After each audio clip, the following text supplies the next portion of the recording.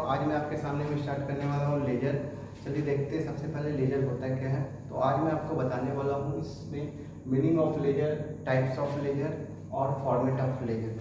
चलिए देखते हैं सबसे पहले मीनिंग ऑफ लेजर। लेजर होता क्या है? The ledger is a principal main book contain all the accounts of a business enterprise. The books in which classified and summarized business transactions are recorded. Ledger एक ऐसा book है जिसमें हम सारे business transaction को एक समराइज वे में, एक सिस्टमैटिक वे में रिकॉर्ड करते हैं। ठीक है, चलिए इसको और अच्छे से हम एक्सप्लेन करते हैं, समझने की कोशिश करते हैं एक्चुअल में लेजर होता क्या है। सपोज मान लीजिए आप बिजनेस कर रहे हैं, तो इसमें हर एक चीज़ का अलग अलग ट्रांजेक्शन होता है। जैसे कि मान लीजिए कैश हमको यूज करना है, कैश का खर्च बहुत जगह हो रहा है। जैसे कि मान लीजिए आप क्या कर रहे हैं, फिक्स एसेट्स परचेज कर रहे हैं, करेंट एसेट्स परचेज कर रहे हैं, कैपिटल इन्वेस्टमेंट किए बिजनेस में, रेंट दे रहे हैं, वेजेस दे रहे हैं, सैलरी दे रहे हैं, एडवर्टाइजमेंट पे खर्च कर रहे हैं, कुछ डिस्काउंट दे रहे हैं, कहीं से कमीशन रिसिप्ट हो रहा भी है हमको। ठीक है, कहीं से इंटरेस्ट आ रहा है, कहीं से हमको डिस्काउंट रिसिप्ट हो रहा है। ठीक है, फिर हम प्रॉफिट एंड लॉस हो रहा है। तो इतना ज़्यादा हम देख रहे हैं कि कैश मेरा ट्रांजेक्शन हो रहा है, इतना ज़्यादा कैश का ट्रांजेक्शन हो रहा है हर एक जगह से। ठीक है, तो हम मुझे पता करना है कि कितना मेरा कैश खर्च हो रहा है, कितना कैश मेरा आ रहा है, किस वे से मेरा कैश जा रहा है, किस वे से मेरा कैश आ रहा है। इसको रिकॉर्ड करने के लिए मुझे एक प्रॉपर जगह होना चाहिए ना, कहाँ पे मैं रिकॉर्ड करूँ। ठीक है, तो जहाँ पे भी मैं इसको रिकॉर्ड करता हूँ, ठीक है, एक प्रॉपर फॉर्मेट के अकॉर्डिंग उसी को मैं अकाउंट बोलता हूँ। ठीक है, क्योंकि मैं किसी भी जगह पे किसी भी तरह से रिकॉर्ड कर सकता हूँ, बट मुझे रिकॉर्ड करना है सिस्टमैटिक वे में। क्यों? क्योंकि मैं कॉमर्स का स्टूडेंट हूँ और कॉमर्स के रूल के अकॉर्डिंग मैं सिस्टमैटिक फॉर्मेट में ही रिकॉर्ड करूँगा। ओके, तो अब सपोज मान लीजिए मैं कैश का पूरा सिस्टमैटिक रिकॉर्ड कर लिया कि कहाँ पे कितना खर्च हो रहा है, कितना मेरा जा रहा है। एक जगह पे जहाँ पे मैं रिकॉर्ड किया हूँ एक सिस्टमैटिक वे में, उसी को मैं अकाउंट बोलता हूँ। अब मैं कैश का तो रिकॉर्ड कर लिया, अब उसी से रिलेटेड बहुत से एंट्री होते हैं जिसको मैं रिकॉर्ड करता हूँ। जैसे कि मान लीजिए परचेज कर रहा हूँ, तो परचेज में मैं क्या क्रेडिट परचेज करूँगा, कैश परचेज करूँगा, हो सकता है कुछ परचेज किया था तो मैं रिटर्न करूँगा, किससे कितना मैं परचेज किया हूँ। तो वो भी मुझे सिस्टमैटिक पता होना चाहिए कि कहाँ पे मेरा कितना परचेज में खर्च हो रहा है, एक्सपेंस हो रहा है। उसी तरह मैं सेल्स में कितना मैं क्रेडिट सेल किया हूँ, परचेज सेल किया हूँ या सेल्स रिटर्न आ रहा है, उसका भी मैं सिस्टमैटिक रिकॉर्ड करूँगा। तो मैं जहाँ पर भी हर एक चीज़ का मैं सिस्टमैटिक रिकॉर्ड कर रहा हूँ। सबसे पहले कैश, फिर परचेज, फिर सेल्स, फिर हो सकता है प्रॉफिट एंड लॉस, फिर कमीशन, फिर सैलरी का मैं रिकॉर्ड करूँगा, किस एम्प्लॉय को कितना सैलरी दे रहा हूँ, कितना मशीन पे मेरा डेप्रिसिएशन चार्ज हो रहा है, कितना एडवर्टाइजमेंट में मैं खर्च है, और सारे कॉम्बिनेशन ऑफ ऑल फॉर्मेट को मैं क्या बोलूँगा, लेजर। ठीक है, तो लेजर का मतलब क्या हुआ, एक प्रिंसिपल बुक होता है जिसमें कंटेन होता है ऑल द अकाउंट, जो मैं हर एक पार्टिकुलर थिंग्स का, एक पार्टिकुलर गुड्स का जो मैं अकाउंट प्रिपेयर कर रहा हूँ, उसको मैं बिजनेस ट्रांजेक्शन में उसको मैं किस तरह सिस्टमैटिक वे में रिकॉर्ड करूँ, उसी को मैं लेजर बोलता हूँ। आई होप आप समझे होंगे। अब चलिए देखते हैं टाइप्स ऑफ लेजर। तो लेजर मेरा दो टाइप्स का होता है, पहला पर्सनल, दूसरा इम्पर्सनल। पर्सनल लेजर क्या हुआ, पर्सन से रिलेटेड जो भी बात हो रहा है वो पर्सनल अकाउंट लेजर होगा। पर्सनल लेजर में आपका सबसे पहला होगा डेटर्स लेजर और क्रेडिटर लेजर। डेटर्स लेजर क्या होता है, सेल ऑन क्रेडिट। मान लीजिए किसी को हम क्रेडिट में सेल किए हैं, ठीक है, जिससे मैं क्रेडिट में सेल किया हूँ, जिसको मैं क्रेडिट में सेल किया हूँ, तो उसके लिए मुझको डेटर्स लेजर बनाना होगा। जिससे मैं क्रेडिट में परचेज करके लाया हूँ, उसके लिए मुझे क्रेडिट लेजर बनाना होगा। अब आते हैं पर्सनल लेजर। पर्सनल लेजर में आपका दो होता है, एक होता है कैश बुक, एक होता है जनरल लेजर। कैश बुक मैं अभी नहीं बता पाऊंगा क्योंकि इसके लिए मुझे अलग से वीडियो बनाना पड़ेगा, और उस वीडियो में मैं पूरे कैश बुक को मैं डिफाइन करूंगा। तो आप देखते हैं जनरल लेजर क्या होता है। जनरल लेजर मेरा दो टाइप का होता है, एक क्या होता है नॉमिनल लेजर, एक होता है मेरा प्राइवेट लेजर।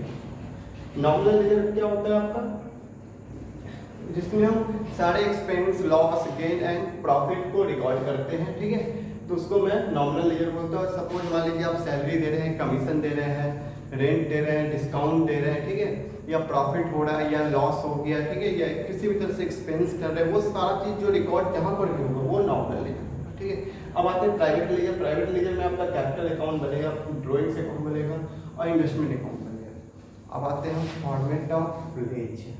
ठीक है, अब फॉर्मेट क्या होता है लेजर का, जिस फॉर्मेट के अंदर हम सिस्टमैटिक वे में रिकॉर्ड करेंगे सारे अकाउंट, सारे जनरल एंट्री का। अकाउंट, ठीक है। तो सपोज मान लीजिए आपका ये है आपका फॉर्मेट है, फॉर्मेट में आपका सबसे पहले आएगा date particular LF amount, date particular LF amount, ठीक है। तो ये जो है आपका ये टू का बैलेंस, ये डेबिट फिगर हो गया, इधर का आपका अमाउंट होगा क्रेडिट फिगर होगा। जो भी आपका डेबिट फिगर होगा वो टू का सारा आइटम्स आएगा, इधर बाई का सारा आइटम्स आएगा। उसके बाद हम क्या करेंगे, टू बैलेंस सीडी लिखेंगे, जो मेरा बैलेंसिंग फिगर होगा, चाहे इधर भी हो सकता है इधर भी हो सकता है। ये बैलेंस सीडी क्या होगा, मेरा क्लोजिंग क्रेडिट बैलेंस होगा जो डेबिट साइड होगा, अगर इधर होगा तो क्रेडिट साइड होगा। फिर ये बैलेंस सीडी फॉरवर्ड हो जाता है मेरा बैलेंस बीडी की तरफ, क्योंकि जो भी मेरा क्लोजिंग बैलेंस होगा वो मेरा डेबिट बैलेंस होगा। हाँ, टू बैलेंस सीडी होता क्या, तो सीडी का मतलब हुआ कैरी फॉरवर्ड, ठीक है। जो भी मेरा रिमेनिंग बैलेंस बचा लास्ट टाइम पे, ठीक है, उसको मैं कैरी फॉरवर्ड कर रहा हूँ नेक्स्ट मंथ के लिए, ठीक है। तो बीडी का मतलब क्या हुआ, ओपनिंग बैलेंस जो ब्रॉट डाउन होता है, ठीक है। अब आते हैं हम ये जो दिया हुआ आपका ये मेरा सेम लाइन में होगा, और जो फिगर यहाँ पे होगा वही फिगर यहाँ पे होगा, ठीक है। और डबल लाइन से हम इसको कवर करेंगे। डबल लाइन का मतलब होगा कि इसके आगे का आपका कोई फिगर नहीं होगा। अब इसको हम और अच्छे वे में समझते हैं, एक एग्जांपल के साथ देखते हैं किस तरह ये फॉर्मूलेजर हम बनाते हैं और किस तरह अकाउंट को प्रिपेयर करते हैं। सपोज मान लीजिए हम बिजनेस स्टार्ट कर रहे हैं, जिसमें कैश लगा मेरा 10,000 रुपया, बिजनेस स्टार्टेड विद कैश 10,000 रुपया, ठीक है, 10,000 रुपीज। इसका जनरेटिंग क्या होगा, कैश टू कैपिटल अकाउंट। एक और क्वेश्चन है आपका पेड कमीशन, तो उसका जनरेटिंग क्या हो जाएगा, कमीशन टू कैश। अब मुझे बनाना है कैश, अगर मैं कैश का अकाउंट बनाऊंगा तो सबसे पहले मैं हमें क्या बोला था, टू का फिगर इधर और बाई का इधर होगा। तो मैं कैश का नीचे बना रहा हूँ, कैश के नीचे क्या है, कैपिटल है, तो यहाँ क्या लिखूंगा मैं, कैपिटल टू कैपिटल। अब अमाउंट कितना आएगा, 10,000 रुपया। ये 10,000 रुपया कौन सा आएगा आपका, ये कैपिटल वाला 10,000 नहीं होगा, ये कैश वाला 10,000 रुपया होगा, ठीक है। कभी कभी क्या हो सकता है आपका 3 जनरेट हो जाए, 2 फिगर 2 में हो जाए, ठीक है। तो आपको ये याद रखना, कैश का अकाउंट बना रहे हैं तो कैश के इन फ्रंट वाला जो भी सामने वाला होगा फिगर, वही अमाउंट यहाँ पे भी हम शो करेंगे। अब आएंगे हम दूसरा फिगर कैश। कैश मेरा क्या क्रेडिट में है और कमीशन बाई में, तो बाई कमीशन हो जाएगा आपका कितना फिगर है, 10,000 रुपया। जो मेरा कैश के सामने है वो 10,000, 1,000 रुपया, सॉरी 1,000 रुपया लिखा है। आपको कैलकुलेट करना है। जब आप कैलकुलेट करने के लिए बैठिएगा तो आप क्या कीजिएगा, यहाँ पे तो 2 फिगर है, हो सकता है आपके क्वेश्चन में नंबर ऑफ फिगर्स हो, ठीक है। नंबर ऑफ जनरेटिव पास करने के लिए दे दिया, उस जनरेटिव से आपको अकाउंट बनाना है। तो आप क्या कीजिएगा, दोनों को रफ में सबसे पहले आप कैलकुलेट कीजिएगा, और जिस साइड का बड़ा फिगर होगा, ठीक है, सपोज यहाँ 10,000 है, ये बड़ा फिगर है, तो 10,000 यहाँ भी लिखिए, इसके सामने भी 10,000 रुपये ही लिखिए, ठीक है। ये नहीं कि इसका टोटल यहाँ, इसका टोटल यहाँ लिखिए, ठीक है। तो जिस साइड का बड़ा होगा वो सेम फिगर में आएगा, और जितने का डिफरेंस है, ये 9,000 का डिफरेंस है, ये 9,000 यहाँ लिखेंगे। ये क्या हो जाएगा मेरा बाय बैलेंस सीडी, जो मेरा बैलेंसिंग फिगर है। अब यही बैलेंस फिगर उठ के यहाँ पे आ जाएगा मेरा बाय बैलेंस बीडी, जो मेरा 9,000 रुपया हो जाएगा, ये हट जाएगा। और ये फिगर देख के हमको क्या समझ में आ रहा है, 10,000 रुपया मेरे पास कैपिटल अवेलेबल था, जिसमें से हम 1,000 रुपया कमीशन दिए, और 9,000 रुपया अभी भी मेरे पास कैश इन हैंड पड़ा हुआ है, ठीक है, जिसको मैं बैलेंसिंग फिगर पे शो किया हुआ, इसको उठाकर मैं अगले महीने ले जाऊंगा, ठीक है, जिसको मैं बैलेंस बीडी के थ्रू शो करूंगा। अब इसी तरह हम कैपिटल का लेजर बनाएंगे, हम एक एक अकाउंट का आपको लेजर बनाना है, ठीक है। तो कैपिटल का जब हम लेजर बनाएंगे, हम क्या देख रहे हैं, कैपिटल सिर्फ एक ही दिया हुआ है। अब बाय कैश है, इसको हटाएंगे हम, यहाँ पर बाय कैश लिखेंगे, ये कैपिटल के सामने 10,000, ठीक है, ये भी कट जाएगा, ये 10,000 रुपया है ही, ये 10,000 रुपया रहेगा, ये आ जाएगा मेरा बैलेंस सीडी होगा, यह बैलेंस सीडी उठ के इधर आ जाएगा आपका बाय बैलेंस बीडी, तो 10,000। आई होप समझ में आया होगा, ठीक है। हम क्या देखें कि मेरा कैपिटल 10,000 रुपया था, जो मेरा बाय कैश 10,000 रुपया पड़ा हुआ था, इधर नील बैलेंस था, इसलिए 10,000 रुपया लिखे, और फिर यही 10,000 रुपया यहाँ पे सेटअप किए, क्योंकि मेरा डबल एंट्री सिस्टम है, दोनों साइड मुझे इक्वल करना है। तो ये 10,000 रुपये यहाँ लिख के बैलेंस बीडी के, इसको फिर कैरी फॉरवर्ड किए हम, जो बैलेंस बीडी में कन्वर्ट हुआ, जो 10,000 रुपये से शो करेंगे।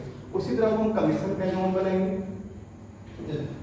तो कमीशन का जब हम अकाउंट बनाएंगे तो हम क्या देख रहे हैं, टू कैश है, यहाँ पे हम क्या लिखेंगे, टू कैश कितने से 1,000 रुपये से होगा, और यहाँ पे मेरा कितना आ जाएगा, 1,000 रुपये ही आएगा, और ये फिगर क्या हो जाएगा मेरा बैलेंस सीडी, और यही उठ के आपका यहाँ पे 1000 रुपये आ जाएगा, जो हो जाएगा आपका टू बैलेंस बीडी। ठीक है, इसको हटा देंगे हम, ये फिगर आपका होगा। हम इसमें क्या देख रहे हैं कि कमीशन जो मेरा था, जो मेरा 1000 रुपये जो कैश दिए थे, वो अमाउंट यहाँ पे कुछ नहीं था, इसलिए हम 1000 रुपया लिखे और बैलेंस सीडी में 1000 रुपये ट्रांसफर के, जो उठ के अगले महीने आ जाएगा आपका बैलेंस बीडी 1000 रुपये। आई होप आप समझे होंगे लेजर अच्छे से। अगर समझे तो अच्छे से आप कमेंट और लाइक